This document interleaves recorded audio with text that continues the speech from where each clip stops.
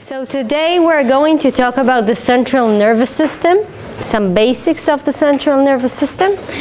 And before we start, I'd like to announce you have a new home assignment in the website. And it would be available for 10 days starting from today. You have to read an article. It's a very simple article from Scientific American. We do not expect you to read difficult scientific papers. And you have to answer the questions. The topic is Alzheimer's disease, which you already heard. You heard some interesting things about. And that's it. It's a multiple choice questionnaire. And it's not very long. It's not difficult. Okay, it doesn't require 10 days. It would take you maybe 2 hours, maybe less. But don't postpone it for the last minute. And please do not send me those emails in the last minute. Oh, I haven't had time. I had this, I had that. This is why we give you 10 days. So we do not give any extension in deadlines. Okay? Yes? Can you start it and then continue it at another time? Yes, but you have to save without submitting. Okay, you can save and submit and save without submitting, so make sure you do the right thing. Yes? It's on the website itself that you give it in? Yeah, you already have it there, but you can't access it yet. It would be available at 4 o'clock after class. That's not what I meant. I meant that we don't send you the answer. No. You submit it online at the Moodle. Any other questions? Okay, good. So the home assignment is based on everything you've learned so far, but focuses on Alzheimer's disease. So you need the presentation, you need the home assignment, the article I mean, and basically that's it. Okay? Okay. So let's start to talk about the central nervous system, which we call the CNS. So we'll talk about the structure and the function of cell in the nervous system and how RNA contributes to human diverse proteomics. We'll start with the structure, and we'll define a little bit what are the cells that make up the central nervous system. Some you heard of, some you haven't. The basic cell is obviously the nervous cell, the neuron. Okay, and what it does is to pass on information from one cell to another cell, mainly in the brain, but we also have neurons in peripheral areas in the body. We also have supporting cells. So you already know that neurons are very, very sensitive, and they have to have a very distinct system to be able to work in there. And we have a network of supporting cells. So these are the glia cells, which I think I told you about. Remember what is glia? So glia is the Latin word for glue. Okay, it glues up everything. And we have 3 different glia cells. We have astrocytes, oligodendrocytes, and microglia, and we'll talk about them. The last thing is the blood-brain barrier, which you already heard a little bit about, and this is what provides the barrier, the chemical barrier between the brain and the periphery. We'll start with neurons. So this is a very typical drawing of a neuron. Neurons are the central cells of the nervous system. We have, what do we have in the cell? What do you know that is important in the cell? The nucleus, right. What do we have in there? Genetic information. Okay, right. Which is packed in which form? So we have genes that are in DNA form, okay? And the DNA is packed in the nucleus. So this is the nucleus of the neuron. It is located in the cell body, which we also call soma. Now we have very long extensions which we call axons. And they pass the information to the next neuron, the nearby neuron, or more than one usually. We also have terminals, which we call synaptic boutons or terminal boutons. Okay, and here they are. And we have dendrites. This is the dendritic tree. Okay, and do you have an idea what do they do? They receive information. They receive information, exactly. Okay. So let's remind you a little bit about the soma, about the nucleus. Okay, so here you can see the soma, and this is an enlargement of this compartment of the cell. So we have the nucleus, where we have DNA, okay? And outside of the nucleus, we have all the other compartments that you already heard of. So we have the cytoplasm around here. We have the endoplasmic reticulum. This is it. We have lysosomes. These are the small green particles. And we have microtubules. What do? Do you remember? They hold the structure of the cell. Right. They hold the structure of the cell. Okay? So far, it's clear, isn't it? So a little bit about the dendrites. You see the dendritic tree. And this is a very simple network of neurons. So we have here 3 different neurons, and they have to speak to each other. And how do they do that? So each neuron has a dendritic tree. This is the dendritic tree. So this is the second one and the third one. And it receives messages from the previous neuron in the network. And this is how information is transmitted. Yes? And the neurons can't communicate by a bilateral method, maybe? By what? They do, but not using the dendrites. So we'll get there in a minute. So these are the axons, actually. So the axons are the long extensions of the neuron. And there is a direction where neurons transmit and get messages. So it always goes from the dendritic tree through the axon to the synaptic boutons, never in the opposite direction. So this is the answer to your question. The axons are the ones that carry the information to the next neuron in the network. It's a thin part of the cell, and it's cylindrical. And it is covered by a very typical substance that we call myelin. We'll talk about it in the next slides. The way that the information is transmitted in the neuron, so you already heard a little bit, but what are we talking about? We're talking about transmission of messages through chemical and electrostatic forces. Okay? And this is what we call action potential. So we have electrical charge that passes through the axon, and when it gets to the synapse, it has to be transmitted to the next neuron. Now they do not touch each other, so the electrical charge is not transmitting between one neuron and the next one, only inside a single neuron.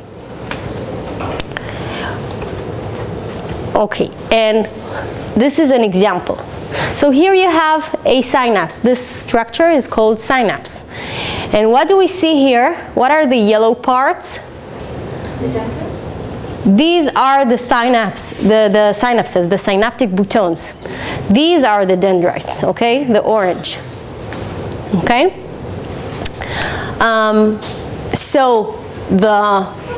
I don't have a pointer today, but here you see the synapses, and here they are, the yellow ones. So in the dendritic tree, so in this case it's the same neuron, but here you see actually 2 different neurons. And these dendrites are colored here in orange. And you see that they do not touch each other. So information has to be transmitted between them. How would that happen? For a chemical charge. Right. So we have different chemicals that are passing between the two in the structure that we call synapse or a synaptic cleft. And this is really, really important in the central nervous system. These chemicals are called neurotransmitters because they transmit messages in the nervous system. Okay, so neurotransmitters. And you already know some of them. For example, you heard of dopamine, and you heard of acetylcholine, which is very much involved in Alzheimer's disease. So if we're talking about your home assignment, acetylcholine is very much involved in the pathogenesis of Alzheimer's disease. And some other neurotransmitters that maybe some of you heard of are serotonin. We also have NMDA and others. And each one has a different role. And each one is different. So the message that they transmit is different as well. Yeah, so for example, in Alzheimer's disease, we know that there is death of cholinergic neurons. So these are the neurons that are enriched in which neurotransmitter? Cholinergic neuron. So it sounds a little bit like which neurotransmitter? Cholinergic, acetylcholine. Okay, so cholinergic neurons are neurons that are mainly transmitting messages with acetylcholine, with the neurotransmitter acetylcholine. Dopaminergic neurons, what would they do? Which neurotransmitter would they mostly use? Dopamine, yeah. It's not that difficult, okay? And serotonergic neurons, obviously, would use what? Serotonin. Thank you. Not everyone together. Okay. Now, in which disease do we have death of dopaminergic neurons? Parkinson's disease, right. And different diseases, different neurodegenerative diseases are characterized by death of different cells. And this you already know. So now a little bit about the supporting cells, the glial cells, the glue. Here you see staining. Do you see the red? Yeah? Okay. So this is a staining of glial cells in a brain of a mouse. And these are the cells that hold together the neurons, that give them their structure. Okay? They're very, very important because these are the cells that supply the neurons with different nutrients, with food, with sugar, with everything that they need to stay alive. And another thing that they do is to isolate the neuron. Why do we need that? To protect from, let's say, bad. From what? Chemicals coming in or... Okay, right. So we need to protect the cells from different things. And what else? Why do we need isolation? Yes? Because then they would go crazy if they were being tapped all the time, right? Right. And something more specific? When do we need isolation? Think of the daily life. Think of this cable. It is isolated, right? Why? Too much energy. Too much energy. Energy. Okay. So it has energy in a form of electricity. It's very much alike. Okay. So our neurons are isolated. The axon is isolated in order to prevent electrical charge from getting out. Getting all confused. Exactly.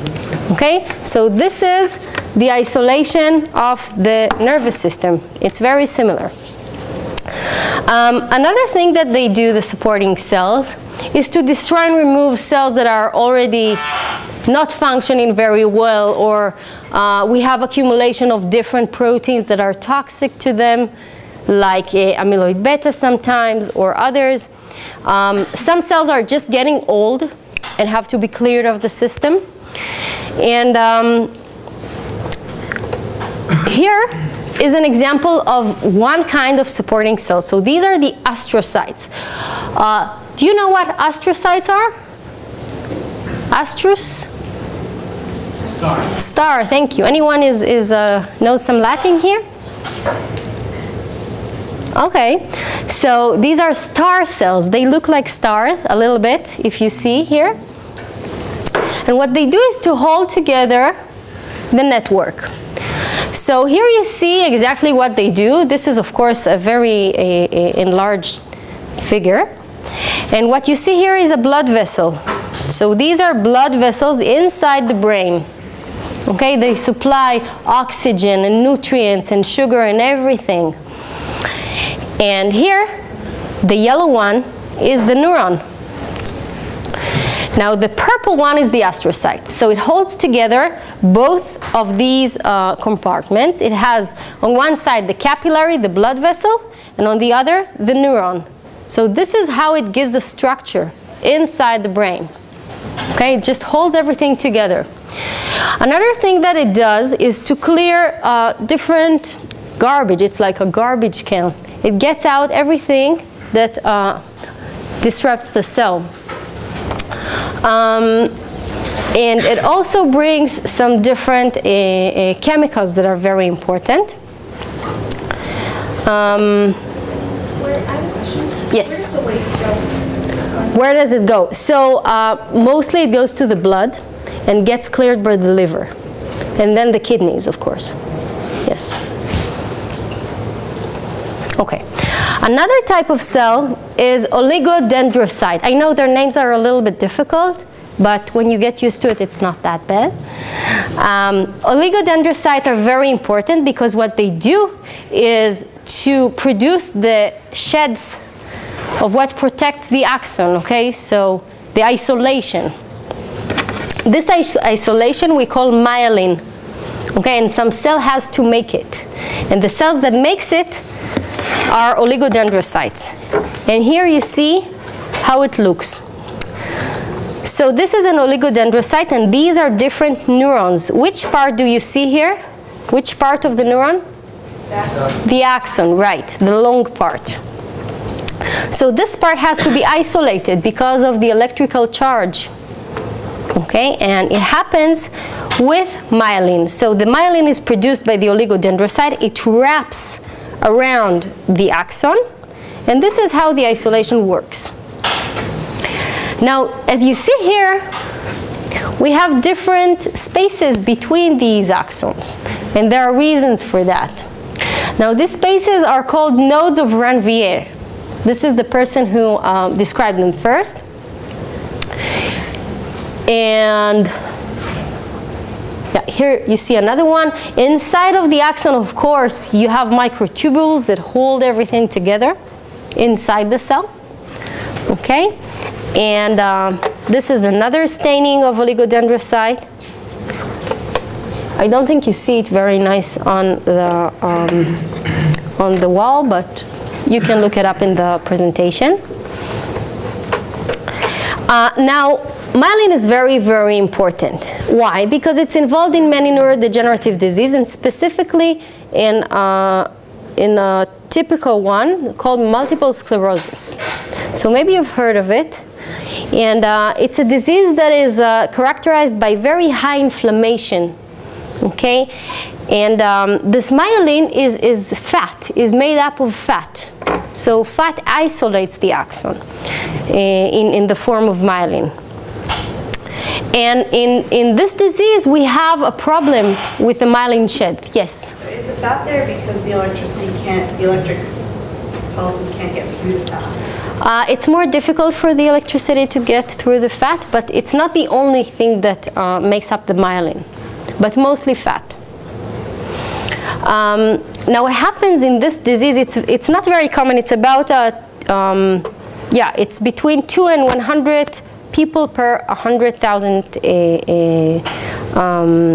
men. And it's more common in females, actually, among females. And it occurs usually at young age. Now what happens in this disease is a problem with the myelin. So the body attacks the myelin because of a wrong immune response, which is too harsh, and destroys the myelin shed. So this is what happens in the disease. Instead of the myelin looking like this, as it should look, we have exposed segments, exposed axons in the nervous system. So what would happen in this case? What would you expect? Interference so that messages aren't traveling properly. Exactly. So we have a problem transmitting the messages, and then they wouldn't get to the place that they have to, and this is exactly neurodegeneration. The next example of a supporting cell is a microglia. So these are other cells of the immune system. What they do is to eat up everything that can make problems to the cell. So it could be a bacteria or a virus or any other thing like debris of cells, dead cells. And they also control the immune response without an insult. So not only when you have an infection in the brain, they do their work, but they also send like messages that are related to immune response all the time. So these are called cytokines. So we have cytokines that are pro-inflammatory. They are secreted when we have inflammation.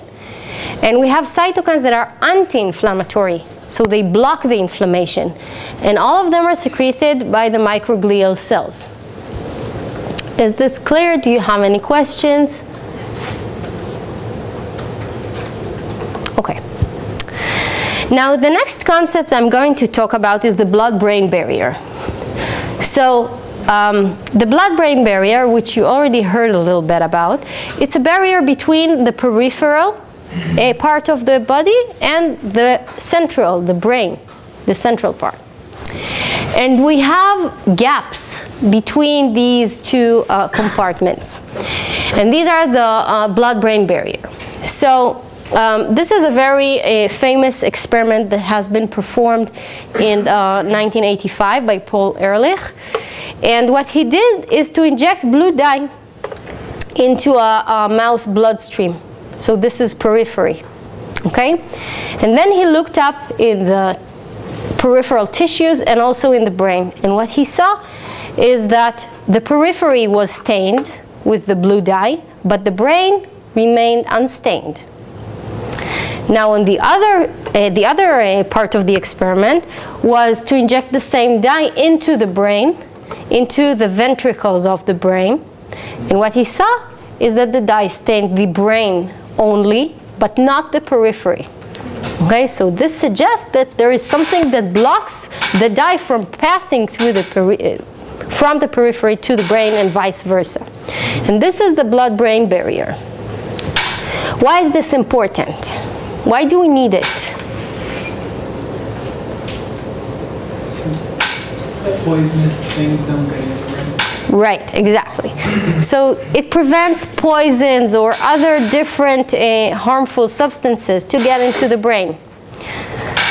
And this is how it looks like. So what are these? These are blood vessels. And the blood vessels are also made up of cells. They're called epithelial cells. And these cells are made up together, you see? And there's some difference between the blood vessels in the periphery and in the brain. So in the periphery, we have these gaps right here. Do you see small gaps between the cells?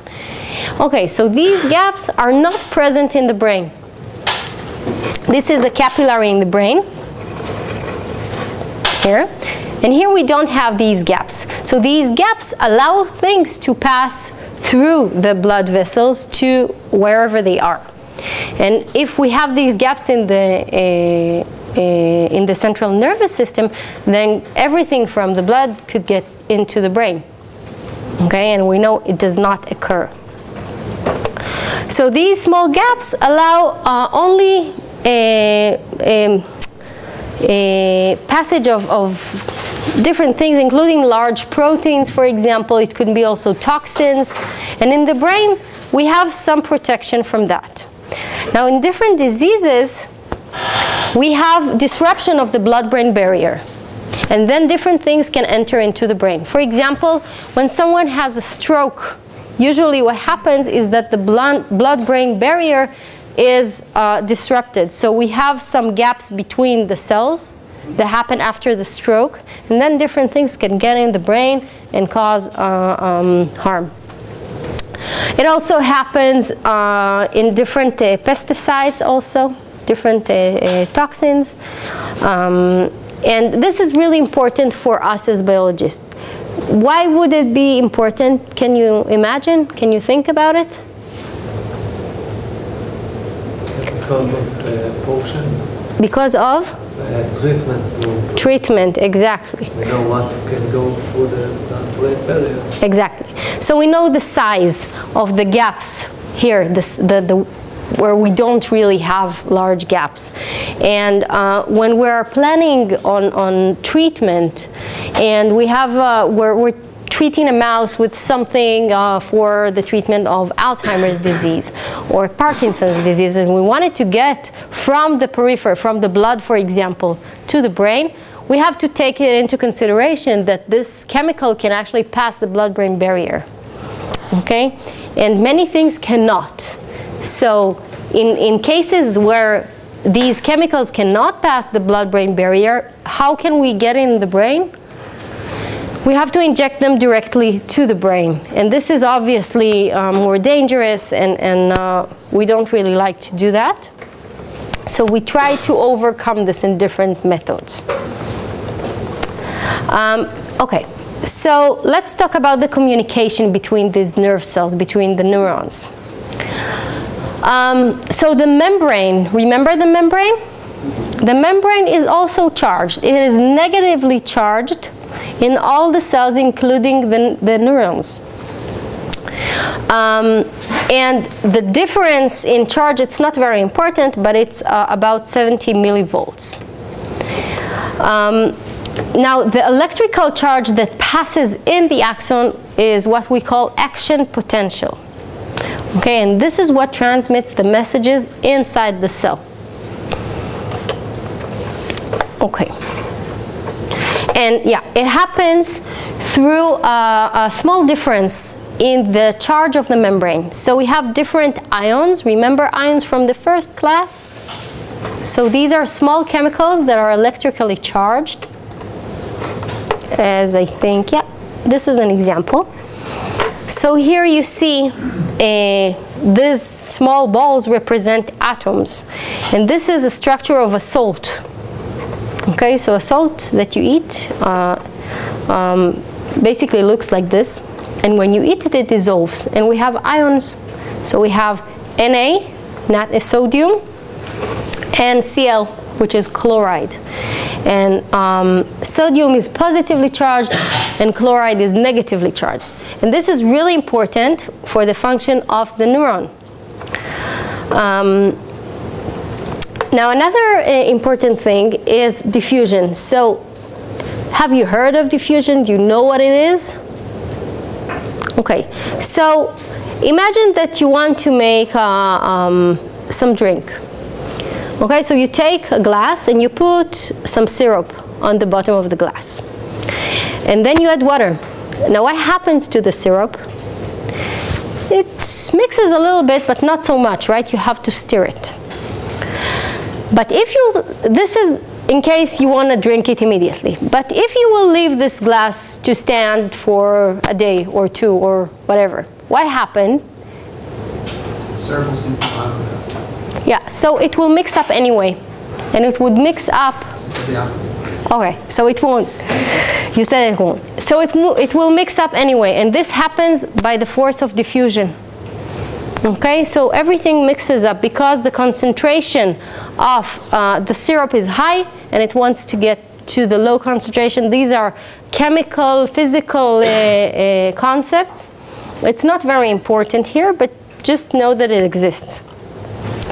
Now, when we have salts in the solution, they also, and if you mix, for example, a salty substance with regular water, it will mix up as well in the same principle. Now, it works a little bit differently because we have charge in there, but the idea is the same.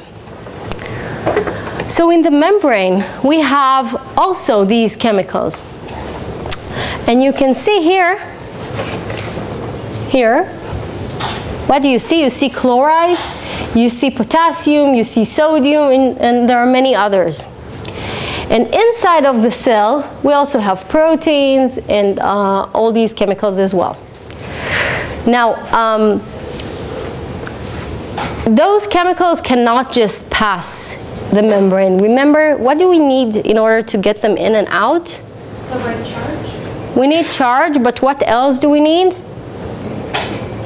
Oh, the action potential? No, no, no. I'm talking about the ions. We need the receptors to here. We need what? The receptors to The receptors. We need some carrier to get them in and out. Okay, so this could be receptors or different proteins that change configuration and allow different chemicals to get in and out. Yeah. So these are the ion pumps. Remember, we were talking about ion channels. Remember a little bit? So this is an example of an ion channel. So it doesn't look like this. It's not just a hole in the membrane. There is some structure and some, so binding of different substances like ions or proteins would change the conformation. So this would be the initial conformation. And when these chemicals, these ions get in, it would change to this conformation and allow everything to get in or out of the cell. Now, why do we need these ions in and out of the cell? For the electrical charge, okay? These are the particles that give the charge in the cell. Okay, so these are the ions. So this, of course, is another Nobel Prize. Every time we're talking about the Nobel Prize in this class. So these are Hodgkins and Huxley, which were the first to discover the action potential in the neuron. And this is an example of an ion pump. So it requires energy, which we call ATP. Where the energy comes from, where does it come from? From the nutrients, from what you eat. So when you eat chocolate, it gives you sugar. The sugar is then transmitted to the cells, and eventually it turns to what we call ATP, which is the energy. Okay? And this is the transporter. In this case, it's a pump. It's not very important. So what this pump does is to get, this is the inside of the cell, this is the outside of the cell. So it gets out of the cell the sodium ions, and it gets in the cell the potassium ions. Okay, so it works, and it requires energy because it's against the concentration. So in this case, we have more sodium outside of the cell. So according to the laws of physics, the sodium ions will not go out by themselves. In this case, we have to have some facilitator. And in the same way, this is the potassium, but in this case, it works with the concentration. So we have lower concentration in the cell, and when we put the potassium in, it works with the laws of physics. So this is the same thing, just a different picture. You see, we have, but it's a different ion, but it's the same thing. So this is calcium. Okay, calcium gets out of the cell and sodium gets in the cell, and it happens at the same time. So we have the same charge, okay, that gets in and out of the cell. So in this case, it's positive charge. It's not exactly the same charge, but it's more or less. Now we're getting to the action potential, the chemical, the electrical transmit of messages in the cell. So the action potential starts from this site, which we call the axon hillock. This is where the axon starts, and this is where the electrical charge starts. So it goes from the soma, from the cell body, to the direction of what? Of the synapses. These are the dendrites. Okay. So it goes in the direction of the synapses. And this is how it looks like when we measure it. So it's not very important for you to understand why the graph looks like it does. But what happens initially is that we have channels that open in the area of the action potential where it starts in the axon hillock. So this would be sodium channels. And then we have more positive charge because this ion is positively charged. And then we have more positive charge that enters in the site. This would be potassium, which happens in this step. Okay? So we have more and more and more positive charge. And then what happens is that the potassium is leaving the cell. And so we have less positive charge in the cell, and when we measure it, we see that the graph is going down. So when all these ions are leaving the cells, we have eventually less positive charge than we had in the first place, and we get this typical graph. So this is what we call the action potential. And we can measure it in brain. We can measure it in mice and in cells. And it gives us some indication of the health of the cells. So sometimes when the cells are unhealthy, they are not able to produce this action potential. So this means that the messages would not be transmitted as necessary.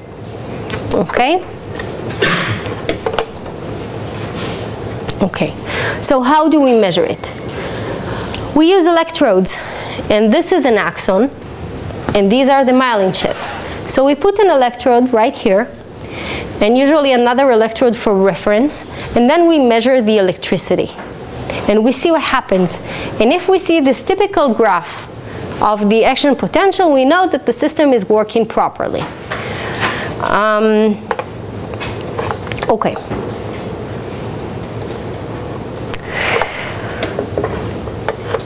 So another important thing is how frequent these action potentials are. So sometimes when we stimulate the cell, we want it to produce electrical potential, action potential. We give it a weak stimulus, and then we'll have action potential in each of these peaks right here. So we'll have here, and then when we stimulate, we get a little bit more action potential. This is the stimulus right here. And when we stop stimulating the cell, again, we get less action potential than during the stimulus. Now, when we stimulate in a strong manner, we get more frequent action potentials, as you can see here. Now we get to the important part. So communication between the neurons. So this happens with the help of what? Which chemicals? Which chemicals transmit the messages between neurons? Neurotransmitters, right. Okay, so this is where they work, in the synapse. So this is the end of the axon, okay, and this is the dendrite of the next neuron. And they're not touching one another, but chemicals are passing between them, and these are the neurotransmitters. So how does it work? The action potential that passes through the cell in the axon is getting to the end of the axon, which is the synaptic boutons, and then it causes a release of neurotransmitters. So we have different compartments inside the synaptic bouton, which we call neurotransmitter vesicles or neurotransmitter vesicles. And what happens when the electrical charge gets there is that these vesicles are going into the membrane, and then what happens is that they are touching the membrane. The vesicle is then the content of the vesicle is then released into this area, which is the synapse. And then we have receptors. These are the receptors in the neighboring neuron. And these receptors can bind these chemicals, these neurotransmitters, and then they know, okay, now I have to pass some kind of a message. Okay? This is how it works. Now, we call this neuron the presynaptic neuron, And this is the postsynaptic neuron. So the presynaptic is before the synapse, and the post is after the synapse. And this is how we know which neuron we're talking about. Okay, so, sorry. This is the structure of a synapse. So we have different junction of synapses. And this area is what we call the synaptic cleft, right here, this area. So here we have the axon again of the presynaptic neuron, and this is the synaptic cleft and the postsynaptic dendrite right here. Now, as I told you, they're not touching one another, so we have a gap between these neurons. And this is very important because we have some fluid in there. And this fluid allows the chemical to float very easily in it.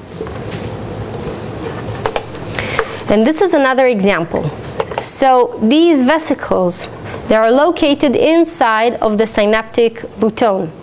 Okay, remember, in the end of the axon, we have synaptic bouton, sorry. And then, when we have some action potential, we have an electrical stimuli. What happens is that these vesicles are going into the membrane.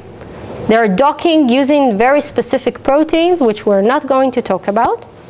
And then they fuse with the membrane and release their content. Okay, and here you see, what are these? What are these? These are the receptors of the postsynaptic neurons. Yeah, so they receive the message. Okay. Sorry, I don't understand the diagram. You don't understand. Okay, so when we get an electrical stimulus, so the axon goes up there. Okay, the electrical stimulus gets into the synaptic bouton, the end of the axon. Okay, and we have different vesicles. So these vesicles get this charge and know that they have to fuse with the membrane. And then they release their content. These are the neurotransmitters, the yellow dots. This is the neurotransmitter. And when it's released, we have neurotransmitter in the synaptic cleft, in the space between the neurons. Okay. And these are the receptors of the next neuron, of the postsynaptic neuron, which get this message. Now, a very important aspect is that, okay, now we have the neurotransmitter. Now there's a constant message that passes to the next neuron, to the postsynaptic neuron. It has to be stopped, right? Otherwise, it would stimulate the next neuron all the time.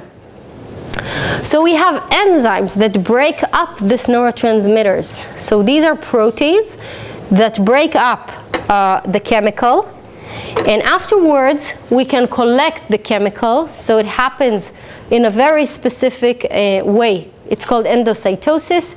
This is a new vesicle that forms in the presynaptic neuron, and then we are loading there again the neurotransmitter. Okay?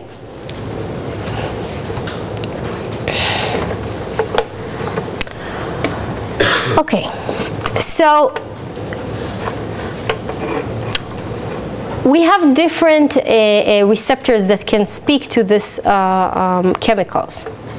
So for example, these are ions, and this is a molecule of the neurotransmitter. Okay, so here we have a very specific binding site in the channel.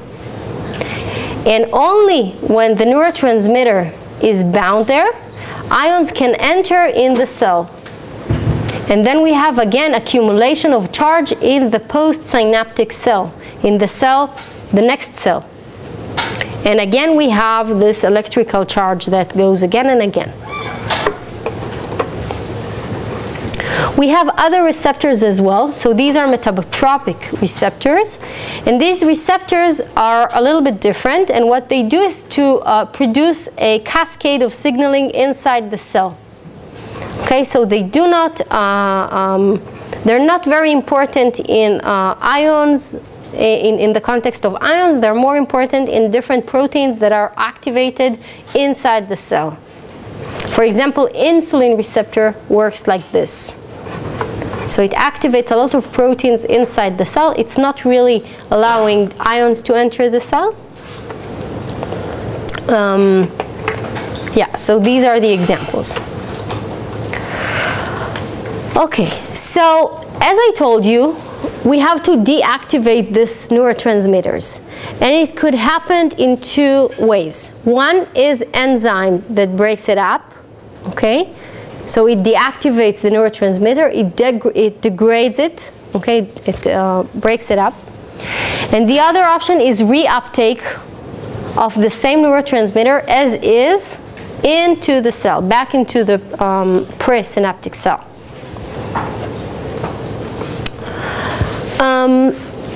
Okay.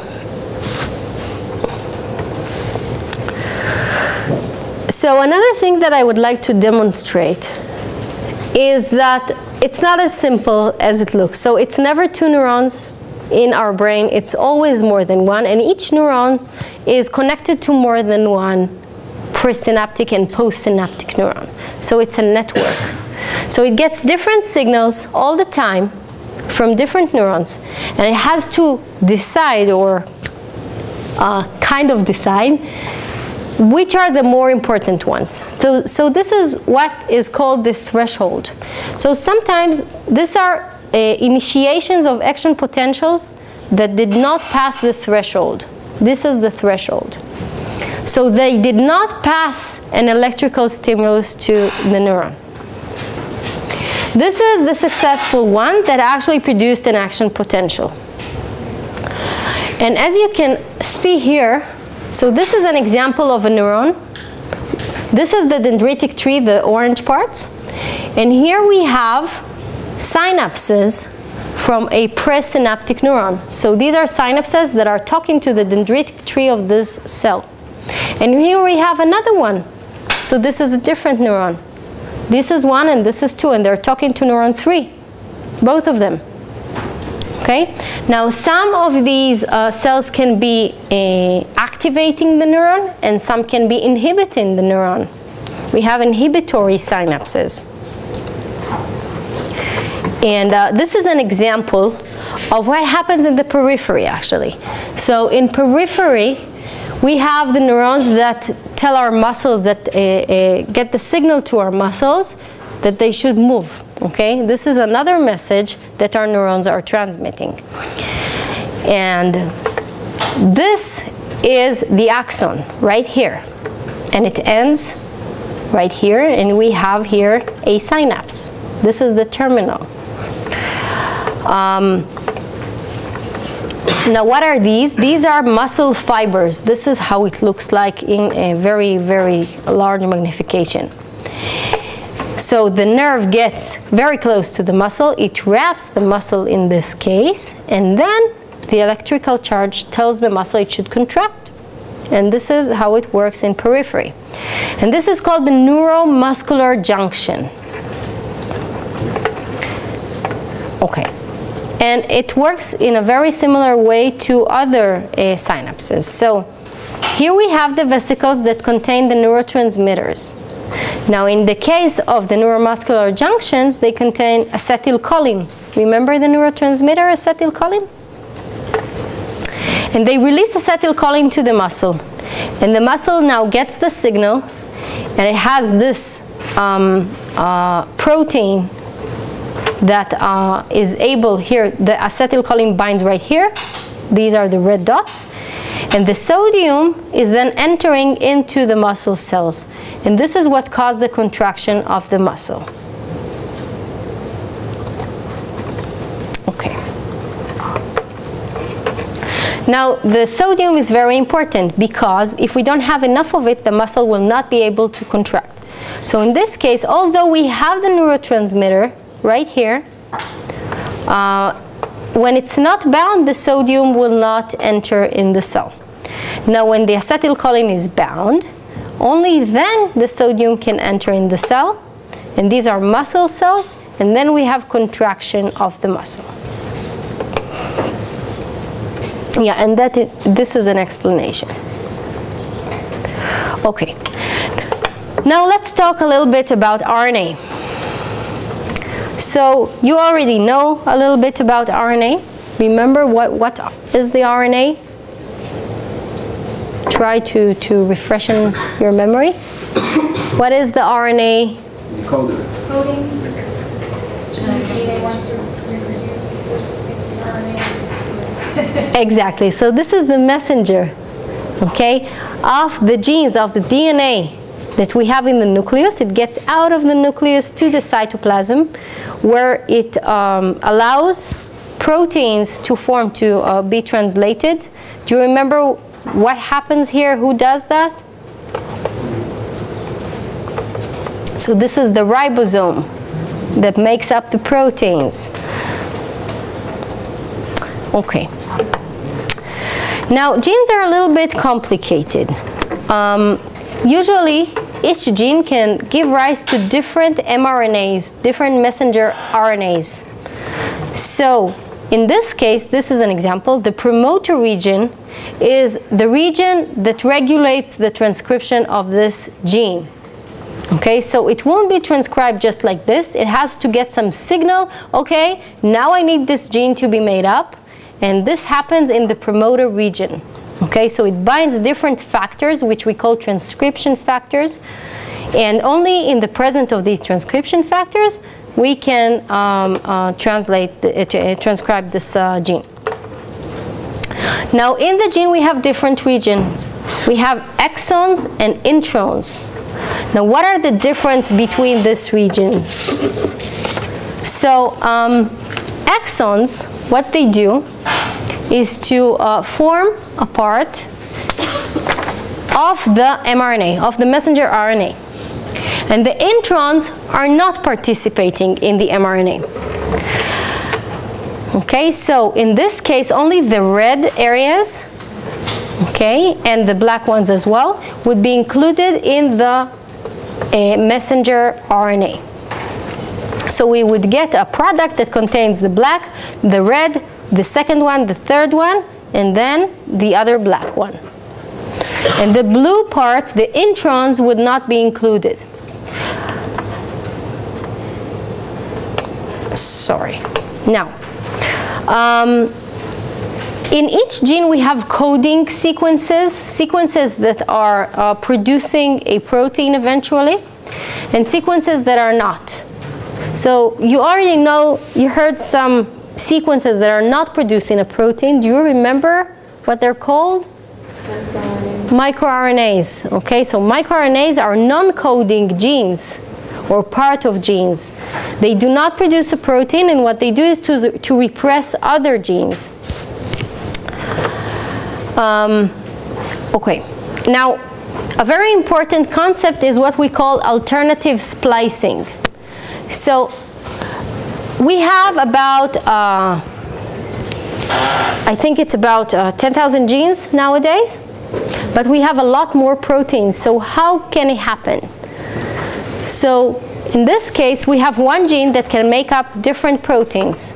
So in one of the cases, we have only the red parts, but in another mRNA, another messenger RNA, we have also this blue part in it.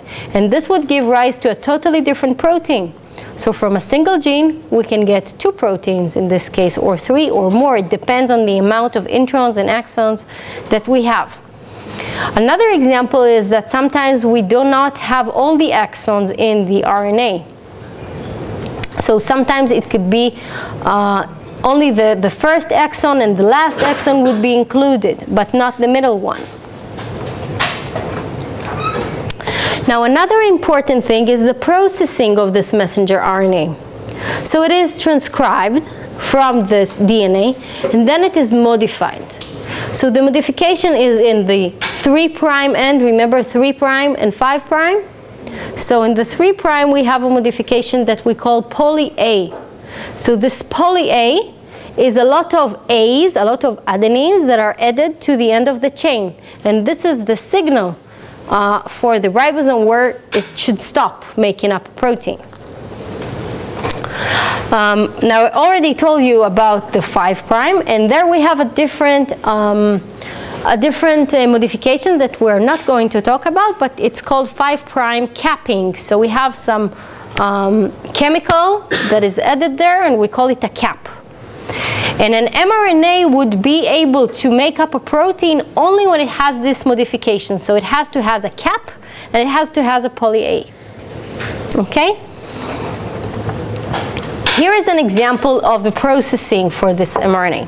So this is the gene, and the gene contains exons, the orange ones, and introns, the blue ones.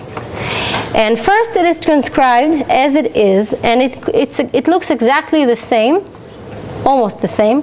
It doesn't have this part, and it doesn't have this part. Okay? Now, the next thing is to add the 5' cap, which is represented here by the blue dot, and add the poly A tail, which is represented by this zigzag. And the next step is what we call splicing.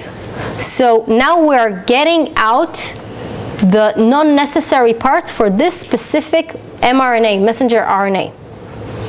Okay, so in this case, we're left with only the blue part, an orange part, another blue, and the last orange with the tail. So everything in the middle was kicked out of this specific transcript.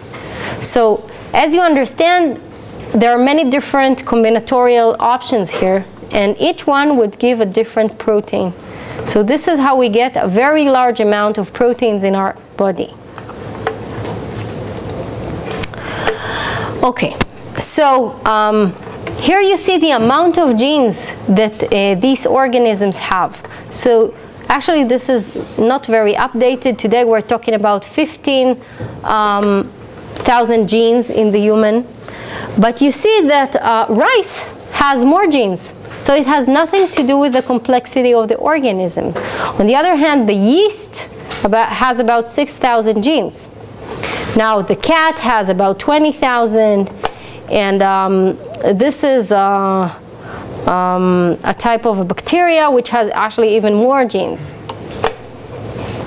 So the number of genes is not necessarily a parameter for the complexity of the organism, but what is a parameter is the alternative splicing, is the combinatorial possibility. Here is another example, okay, for splicing. So we have the red area.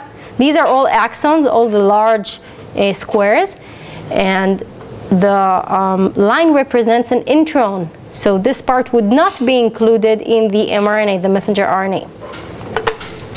So you can see that in this case, we have a variant, we have a splice variant that includes the red, the yellow, and the blue part, but not the green one.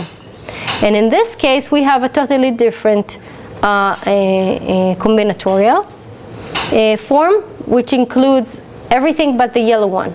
So this would give a different protein, and it would have a different function. Now back to microRNAs. So you know that microRNAs are non-coding RNAs. They do not make up a protein, and what they do is to silence other genes. So in the typical case, we have the DNA, we have the messenger RNA, and this messenger RNA gives rise to a protein, okay, with the help of the ribosome. Now in the case of the microRNA, this is a small microRNA gene, and it can bind the messenger RNA, which you see right here, and then it stops the messenger RNA from working properly. So it would not form a protein at all. Okay? And why is it important? Why do we need these microRNAs? Try to imagine. Why do we need them? We can just stop mRNA from forming and that's it, right? Why not?